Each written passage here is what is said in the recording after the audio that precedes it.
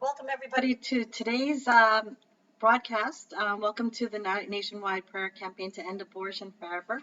I'm glad that you're here to pray with us yet again. Zach will be speaking with us again on the Divine Mercy. So let's get started.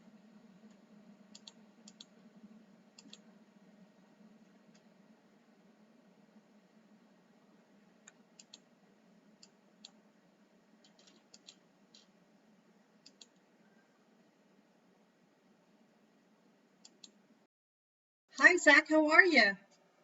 Hey, I'm good. How are you, Karen? Good, thanks. How's everything going? I have my moments. You have your moments. Well, I like you to know, I don't know if anybody out there has experienced this, but my mother and I last night watched the Fatima movie, and I recommend it for everyone. The one that was supposed to come out this May 13th.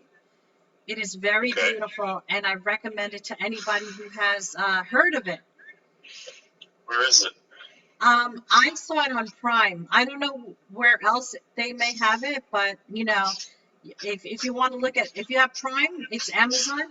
You could look in there and you can rent it out. I would suggest you have more than just yourself because it's a little costly. It's $19. Wow.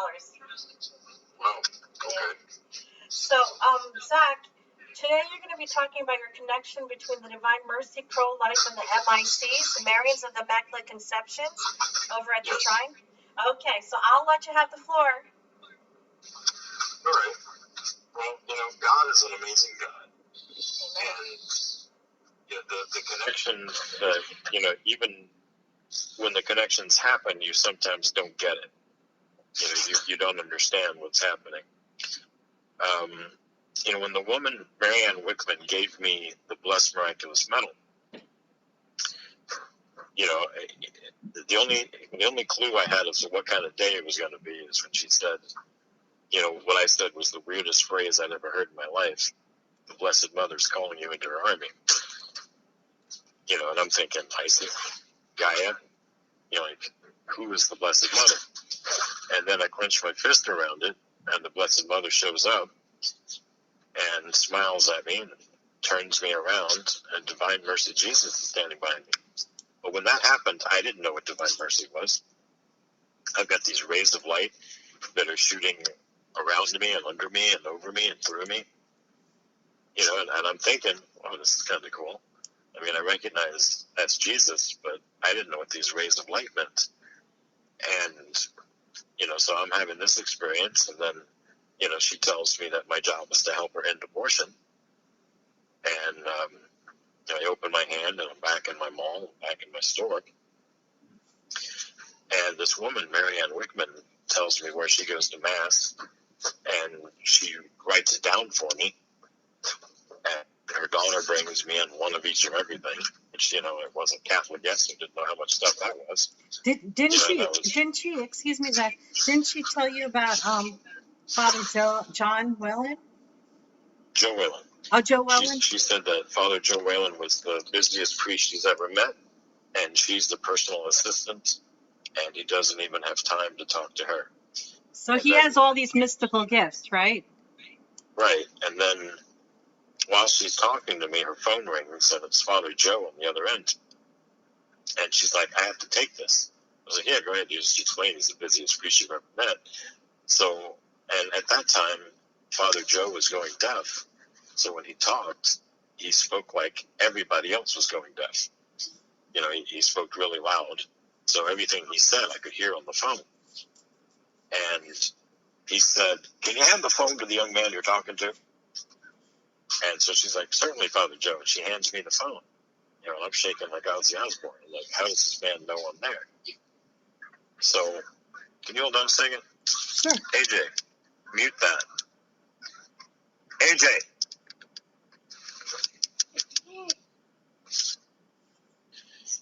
So, sorry about that. I have a child here that's watching TV. Okay. After being told not to. So, I get on the phone, and I'm like, hello, Father. He's like, welcome to the faith. Hand the phone back to Marianne. So, I'm like, thank you, Father. I handed the phone back to Marianne. So then I got the address of where she went to Mass, and I started going to Mass there the very next day. Now, I did find out that there's a such thing as Mass etiquette. Certain things you shouldn't say at Mass. Now, I didn't know this because at the Baptist church, I grew up Baptist. If somebody came up to you and started talking to you, you just talk back. You just be friendly and say whatever comes to mind. Everybody there is friendly and they accept whatever you say. It's like everybody's got their own little quirks. Everybody's liable to say anything, during a church service, and that's okay. But at Mass, there's certain things you shouldn't say. So I had this guy, it was a long time before I could go to Sunday Mass because I was a store manager and I was running my store every Sunday at the mall. So I couldn't go to Mass. And I didn't know that it was a requirement. I didn't know you had to. So I'm going to daily Mass. And this guy comes up to me, my first Sunday Mass. I was probably going to the Catholic Church for about 6 weeks. And I was going Monday through Saturday. And then finally I made it to a Sunday.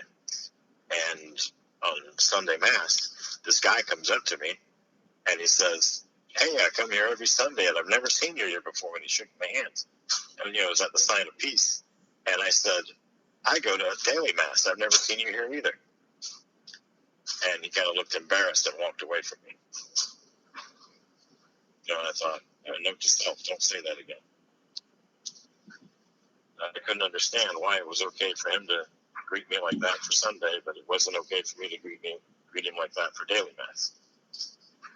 So anyway, when I was talking with St. Raphael pretty much every day, and they would go, on occasion, they would go on a mission trip and they would take me.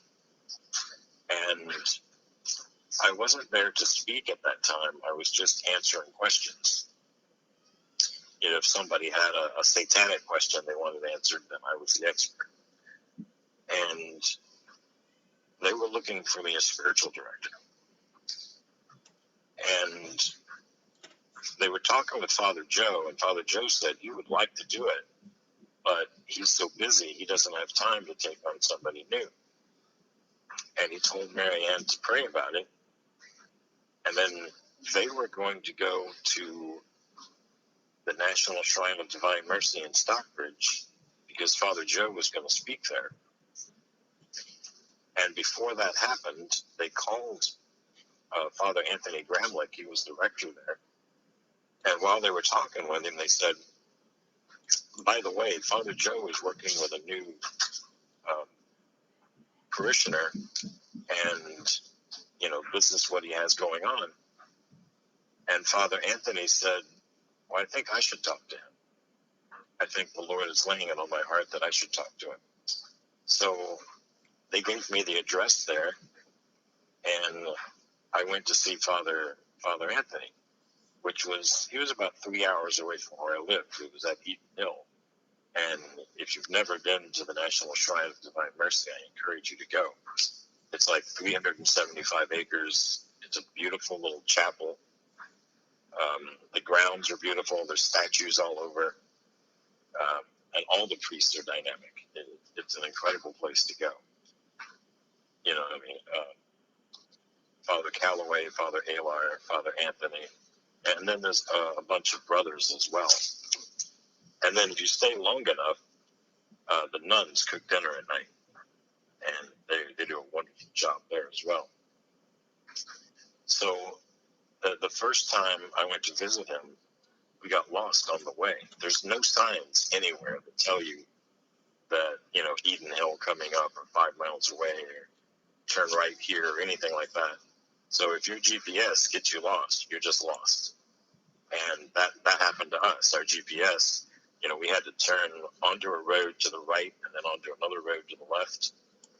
And what we're supposed to do is turn onto this road to the right, drive about 500 feet, and then turn right into a driveway. And our GPS didn't say that.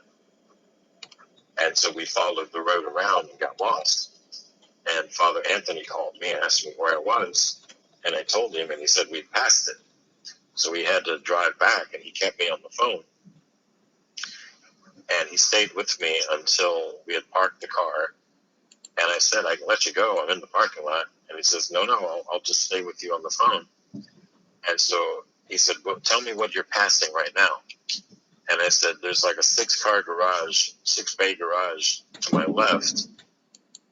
And there's a statue to my right. And he says, what's the name on the statue? And I look at it, and it's a Polish name, and it's long. It's like 12 letters long. And I said, I can't pronounce it. And he said, oh, that's blah, blah, blah, whatever it was. And I said, you've been practicing. And he said, yes, it took me 3 years to pronounce that guy's name. And I guess he was the founder of the order. And he asked me, I spoke in 2015 at the NACOM. It's the North American Committee on Divine Mercy. And that was in Oakland, California. And when I spoke there, me and him were talking backstage before I went up on the stage to talk. And he said, what's the first thing you ever thought of? The first time you laid eyes on me, what'd you think? And I said, I was, in the car, and you had led us all the way up to the directory. And you told me that you would stay on the phone with me till we were face to face. I said, and we walked in from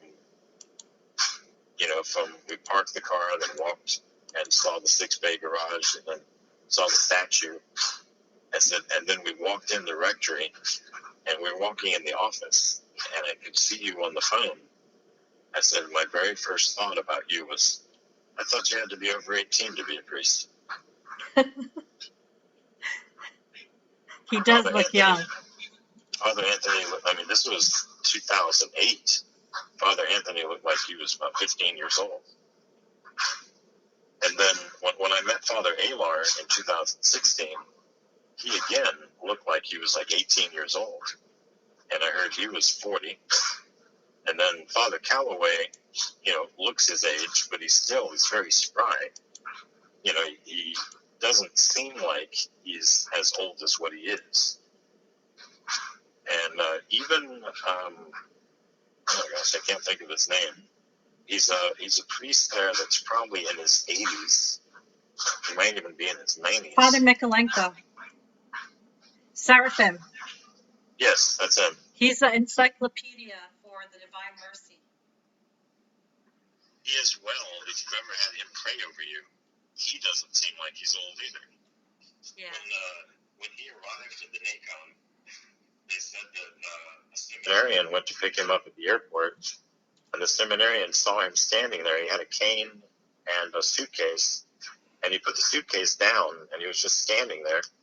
And the seminarian came up and picked up his suitcase, and he hit the seminarian with the cane and said, put that down, I'll carry it. And he's like, Father, I'm here for you. He says, good, you can carry me. You can transport me. I can carry my bag. He said, I'm not that old yet. When I can't carry my bag, I don't deserve to travel. Very true. So, in fact, could I cut in here?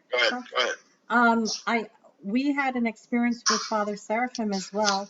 A close friend, part of our prayer group, Wendy, she called him up from the shrine, and he is such an important man. This man is going to be canonized, I'm telling you. Well, he's so important because he helped bring the message of the Divine Mercy to America and translate it. He was the proculator with his sister to translate it in English, and from thence they would translate it to every single language, And he was given that task from John Paul II. Now, she calls him up, and she never expected him to answer the phone, but he answered the phone, and he picked up the phone, and she said, "We need a Divine Mercy priest to speak, because we want to have a commissioning, some kind of like a strong attachment to the message of the Divine Mercy, because that's what we do." He said, "Okay," and he decided to do it. So he traveled all by himself at late 80s, coming to Jersey City, and he had started his chemo, and he still did it. And we've heard that if any of the fathers or brothers would have known this conversation occurred, they would not have permitted him. I, and on top of that, this is the cute part of it all. Afterwards, we're like, you could have anything you want. Where do you want to have dinner? He wanted to go to a diner, and he had blueberry pancakes. It was they have such a there's such a youth in them, and there's this eternal youthness, and an ever ready energy. So go ahead, Zach. I'm sorry for cutting it. Well, speaking of that, whenever I go to the shrine, I usually get to stay there for like a week or two. Uh-huh. And when I went in 2016, I'm getting ahead of myself here, but in 2016, I went for almost 2 weeks. I was there for the entire Holy Week, and then for the next week again, Divine Mercy Sunday. And then while we were there, it was like one of the first nights we were there. Father Anthony was in the confessionals for like 8 hours. Wow. And, he said in 8 hours at the shrine, that's an education. You hear about sins you didn't even know existed. Wow. And so that night, a few of us were going out to eat. And it was me and my wife at the time and Brother Tim, and then a priest, and I don't remember who it was, and then and Father Anthony. And we weren't sure where we were going to eat. But Father Anthony comes downstairs and he claps his hands and he says, "Okay, who's ready for ice cream?" And, so we're like, okay, yeah, we'll go someplace we can get ice cream. So we went someplace to get ice cream, and me and Katie were getting regular food, and then all of them were getting ice cream. And Father Anthony was trying to choose between, should I get sprinkles or should I get nuts? And I talked him into sprinkles. And then should he get whipped cream and a cherry? And I said, you had to endure 8 hours of confession. I think you deserve the extra stuff. So he went ahead and went with the, he went ahead and he got the sprinkles, the whipped cream, and the cherry on top. And he was just like the innocence of a young child sitting there eating it, talking about how delicious it was and how this is like one of his favorite places to go eat. Yes. And he seems to have like the gift of perpetual innocence. He does. He does. I mean, like you heard about his what he asked of the Lord before he became a priest. He said, "Lord, I cannot preach. You have to give me the gift of preaching because I'm going to be a priest." So at the day of ordination, he saw Jesus from afar, and Jesus had a ball of light, and he threw it at Father Anthony, and he said, "Receive the gift of preaching." So you got it. Is that amazing? It is amazing. So you were talking about like the MICs, the Marians of the Immaculate Conception. Remember what you saw in the back? So yeah, like I said, I got to go there before Holy Week started, and while I was there, he was talking about the Shrine of the Holy Innocents, and so it was still under construction. And there's a guy named Mike Fowl, and Mike Fowl is helping to bankroll this project. And Mike Fowl is also doing a innocent shrine of his own that'll be done in a circle, and he's going to put 1.3 million names on it because that's how many names that Planned Parenthood kills every year. Wow. And he's going to have it so that it's designed so that you can walk around it. You can read all the names on it, but you can pray a rosary while you walk around it. And it is fairly large, and he's a home builder, so he said he knows exactly how much it would cost. He wants to make it, I think, out of marble. and it's supposed to be a very pretty shrine, but I'm not sure where it's going to go. And like I said, he bankrolled the Holy Innocent Shrine at the National Shrine of Divine Mercy. And so I got to tour it while it was still being built. And I wanted to buy one of the tiles and put a large 146 in it, and then just put the name of my ministry in it, allsaintsministry.org, put the website there. But we were so busy that year, we were on tour for 9 months, and I think by the time we had time to pay for the tile and to talk to them about it, they had already sold all the tiles. Well, it's just introducing that subject. Thank you, because everybody should go there. When they go to the Divine Mercy Shrine, there's an outdoor shrine, and behind that, it's kind of hidden. You could enter there, and it is beautiful. I've seen the finished product.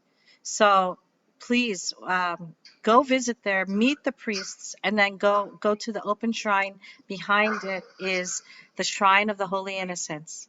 Okay, so go ahead. Now, before, when I went there and they were under construction, the angels at the entrance were not completed. Are they completed now? The angels. They said that there were 2 angels, one on either side of the doorway. I don't recall. And their wings were supposed to be huge. And I had talked to Mike Powell, and he had told me about what they look like. But when I toured it, it wasn't complete, and those angels weren't there. I just don't have a great memory. I'm sorry. I don't remember that. Okay. Yeah. So I was the speaker at the shrine in the Jubilee Year of Mercy 2016. That is an honor, Zach. It was quite the honor. I was supposed to be the keynote speaker in 2015, and then it took EWTN a long time to get back with Father Anthony and let him know that I was approved. And they had my approval for months, but it took them a long time to get a hold of Father Anthony.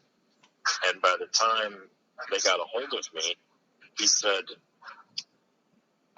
they can only give you like 3 minutes on the air to speak. He said, if they could have gotten a hold of me sooner, you'd have a full half hour. Wow. But they filled up a lot of the time with advertisements and other things. And they said, you only had 3 minutes to speak. And I said, you could speak for 3 hours. 3 minutes, no, you can't, we can't do this. So he contacted the bishop there, and that bishop agreed that he doesn't know why, but he thinks God is postponing my talking there till the next year. He said, so he's approved for speaking this year, so of course he's approved for next year. And, we vetted him. He's a good guy, and just plan on him being the speaker next year. So Father Anthony called me, and he said, so we don't know why God is postponing it, but God always has a better plan than we do. So let's see what's going on, why you have to speak next year instead of this year.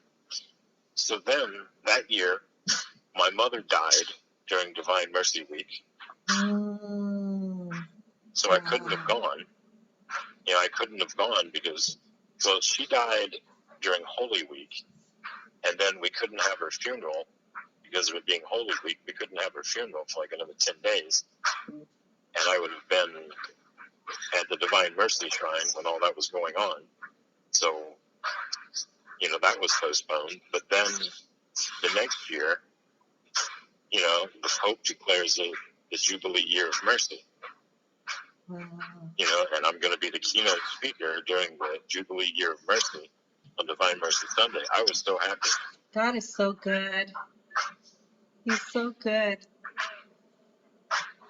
Okay, so Zach, how does this connect with life, pro-life, the Marians of the Immaculate Conception, and Divine Mercy, and you? How does this all connect? Well, the first thing, like I said, when I came into the church officially, they had me start seeing Father Anthony as my spiritual director. And, you know, when I got there, I was just, like I said, I didn't know what Divine Mercy was. And then suddenly, I'm at the Divine Mercy Shrine, and the first time I was in a room where the picture of Divine Mercy Jesus was, there was somebody standing beside me, and I said, "That's Jesus." And they're like, "Duh." And I was like, "No, that's the Jesus I saw at my store." Wow. You know, I didn't know what Divine Mercy was. And Of here it is. course. This is the guy that stood like 8 feet in front of me, even been behind me. I turned around. So when the Blessed Mother showed you Jesus, when you had that instantaneous conversion to the Catholic faith, you saw the rays coming out of his heart. Right. And it was coming towards you. They were bathing me. Wow. That's so beautiful. You know, and I'm getting hit by these things, not knowing what they are. Amazing. You know, so then I tell everybody what I've seen. Then I get Father Anthony Gramlich as my spiritual director. And, you know, I realized that connection that, you know, and at that time, I mean, me and Father Anthony spoke the first time for about 3 hours. Mm. And he had decided that I at least needed a deliverance and I might need an exorcism. And I took that back to my priest, and my priest was like, you know, you sit in front of the Blessed Sacrament for up to 18 hours a day. There's no way you're possessed. Wow. But I'll do a deliverance on you. He said, you had Jesus and Mary show up at your conversion. He said, I'm going to go out on a limb here and say that whatever was attached to you got the hell scared out of it when they showed up. Certainly.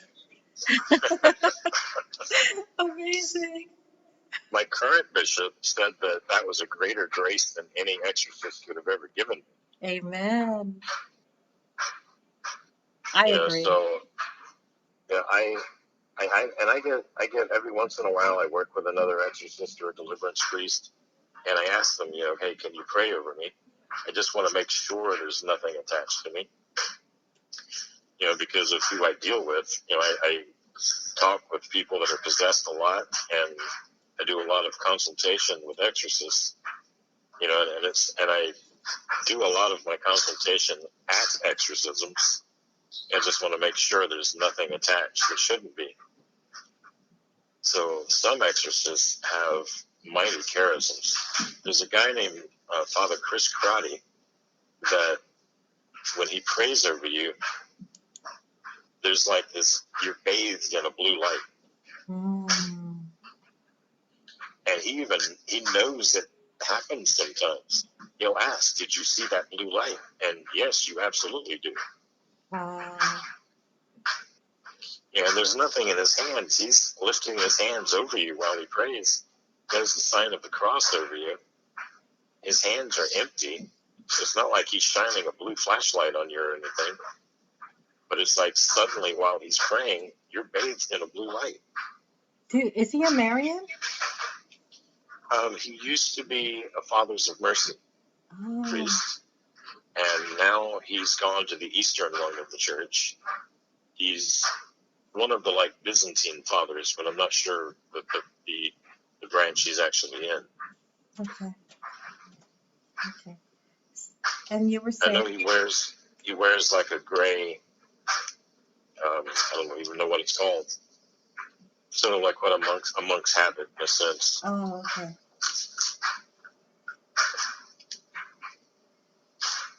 So,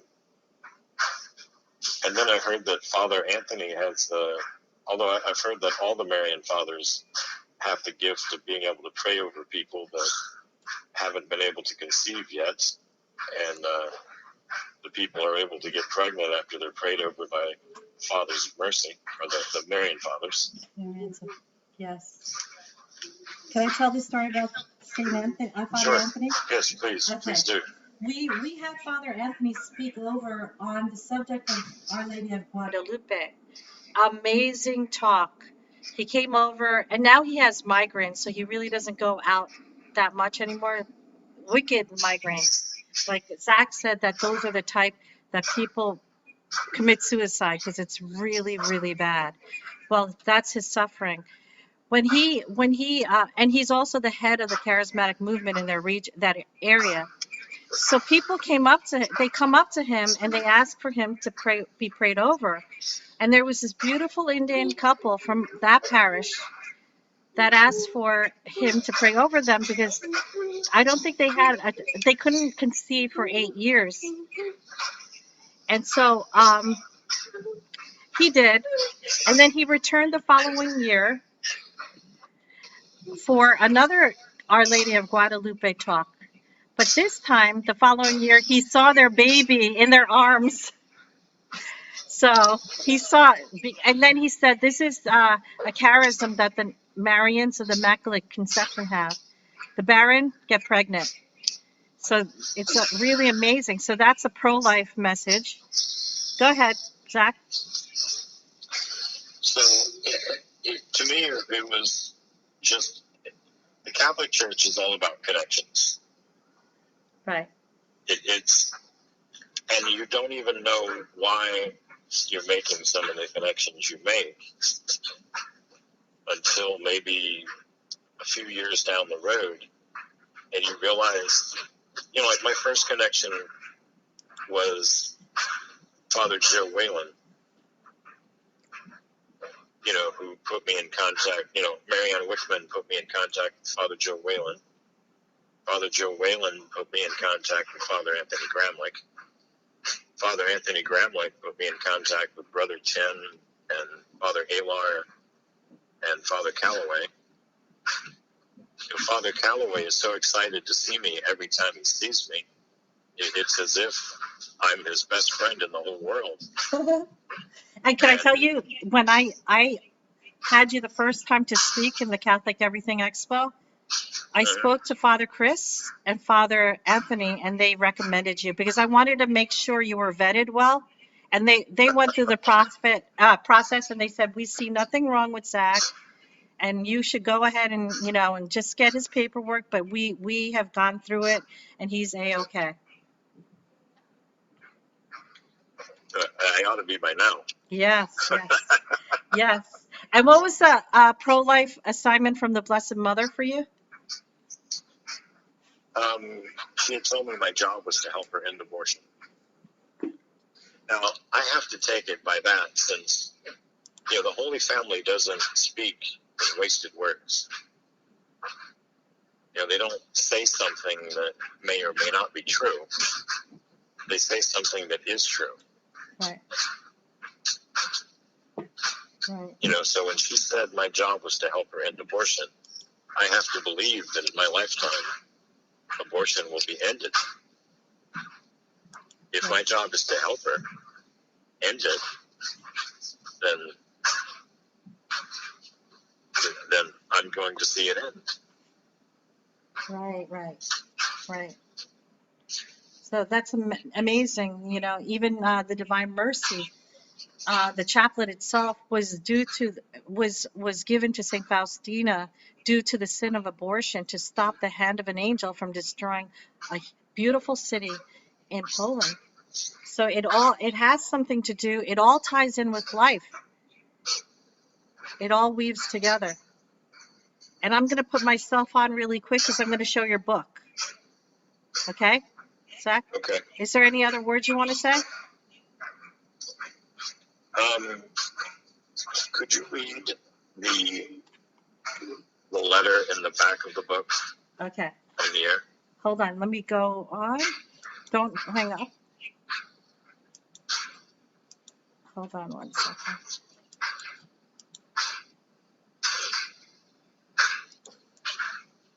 This is his book.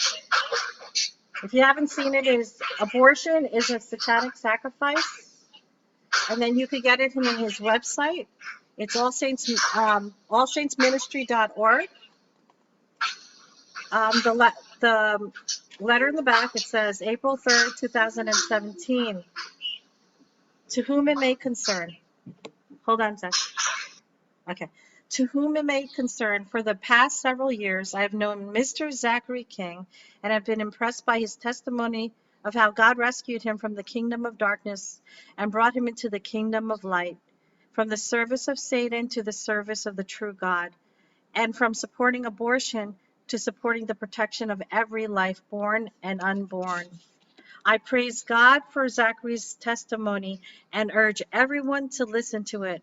For those who serve the Lord, it will be a blessing of encouragement. For those unsure of their path in life, it will be a guiding light. And for those still trapped in darkness, it will be a clear summons to come to Christ. My prayer is that both Zachary and all who hear his story will enjoy the fullness of God's protection and life. Sincerely, Father Frank Pavone. That's beautiful. National Director, Priest for Life, President, National Pro-Life Religious Council. When I speak, a lot of times I take a large picture and I have a stand for it to go on. And it's a picture of Father Frank Pavone holding a copy of my book and my CD set of the same title. Wow. Well, we're hoping that he'll come on. I know you told him to come on. And he said he would. So I know he's very busy, but, you know. Well, thank you, Zach. Any last words? I guess my last word of advice would be, one is that rosaries stop abortions. Amen. And two, just in case you're of the dark side and you accidentally tuned into this radio show today, you cannot sell what you don't own. Amen. You cannot, if you think you sold your soul, you did not. You don't own it, you can't sell it. That's a great message. Well, thank you so much, Zach. And we'll see each other next week. All right. Keep up the good work. I'll try. I don't think I'm doing all that much. Sometimes feel like I'm spinning my wheels. Well, all your suffering does something. Right. God bless you. Thank you. God bless you, everybody. Bye. See you tomorrow. Keep on praying.